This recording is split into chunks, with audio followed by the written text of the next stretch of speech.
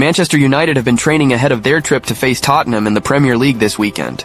Manchester United have included young goalkeepers Elyh Harrison and William Murdock in first-team training ahead of their trip to face Tottenham in the Premier League this weekend. United are back in action when they travel to the Tottenham Hotspur Stadium on Sunday afternoon, with head coach Ruben Amorim faced with a bizarre injury crisis. Andre Onana kept his place in goal for the FA Cup fourth-round win over Leicester City last Friday night, but senior duo Altay Bayınder and Tom Heaton both missed the match due to injury. It meant academy goalkeeper Hubert Grocic was named on the substitutes bench for the very first time since he joined from Arsenal last year.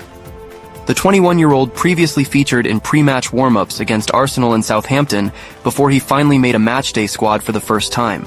Grocic is well regarded in the academy setup, but he is effectively the seventh-choice goalkeeper at senior level and only featured due to a bizarre injury crisis.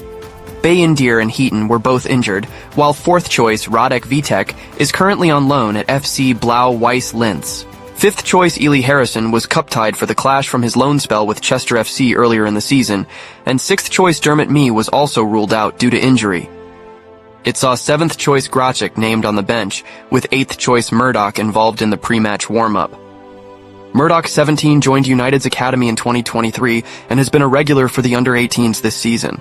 The teenager has started twice in the FA Youth Cup and featured again when they host Chelsea in the competition on Wednesday night. United will hope to have either Bayınder or Heaton available for the weekend trip to face Tottenham, with Harrison likely to be named as part of their traveling squad.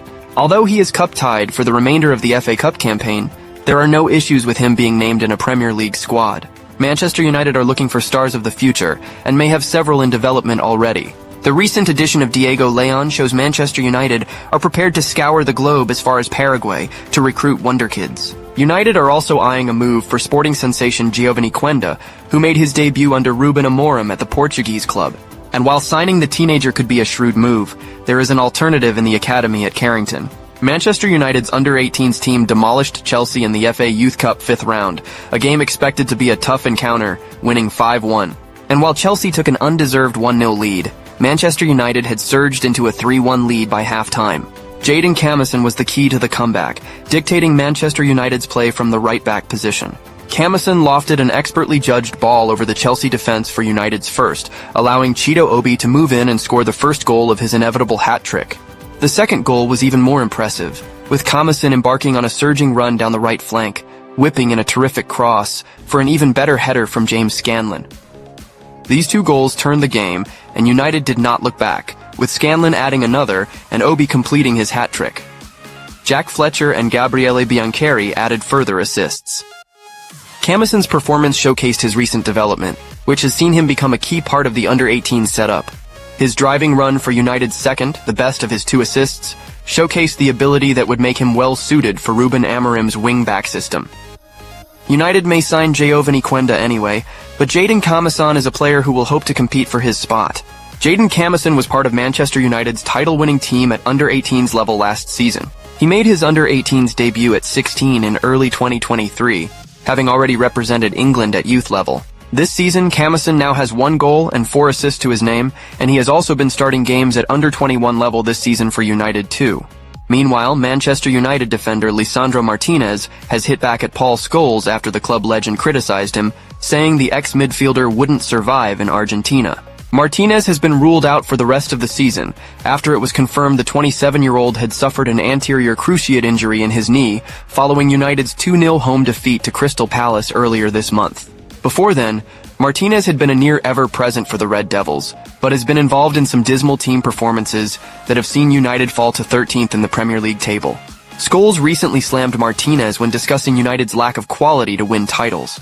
He said the former Ajax defender was not at the level the club need to return to the glory days. Speaking on the overlap fan debate via Sky Bet, he said, "Even when Martinez is fit, he's not good enough to win the Premier League with."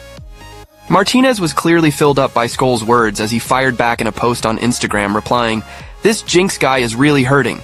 You put him in Argentina and he wouldn't survive." Scholes is never afraid to speak his mind about United players and recently said he would include Martinez in 8 players the club should sell, as well as Marcus Rashford, Matthijs de Ligt, Luke Shaw, Mason Mount, Casemiro, Antony, and Joshua Zirkzee. All these notwithstanding, Concerns about Ruben Amorim are reportedly spreading throughout the Manchester United dressing room. Manchester United players have voiced concerns amongst one another over the system that Ruben Amorim is attempting to instill at Old Trafford, according to reports. Amorim has endured a turbulent start to his reign after arriving from Sporting in the thick of a relentless winter fixture schedule in November, losing 8 of his first 20 matches in charge. Games have been less regular at the start of 2025, but there has been a lack of improvement in performances, sparking frustration among supporters. United have won 6 of their last 8 matches, but narrowly snuck past Southampton, Rangers, Fulham, and Leicester City during that run.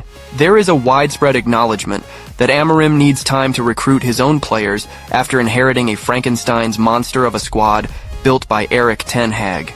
But he will find it increasingly more challenging to sell his philosophy the longer his side's struggles continue before the end of the season. And worry about meeting Amorim's demands is reportedly already spreading throughout the United dressing room.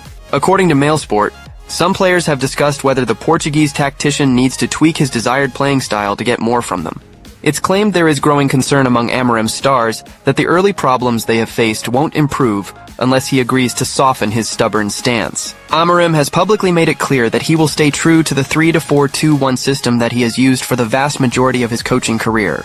He stuck with his philosophy after a sticky start at Sporting before returning the Lisbon Giants to the summit of Portuguese football. However, inconsistent results, especially at Old Trafford, have intensified scrutiny and applied pressure on Amorim to stop sticking to his guns. Gary Neville has been among the public skeptics about Amorim's desired style, claiming he is at risk of losing the faith of the dressing room if there is no improvement. Manchester United's season is heating up and the drama is far from over. From young stars fighting for their place to Amorim's bold tactics causing debate, there's never a dull moment at Old Trafford. What do you think? Should Ruben Amorim tweak his system? Or should the players step up and adapt? Can youngsters like Jadon Kamason and Aiden Heaven be the future of United's defense? Drop your thoughts in the comments. If you enjoyed this info, hit that like button, subscribe to the channel, and turn on notifications so you never miss an update.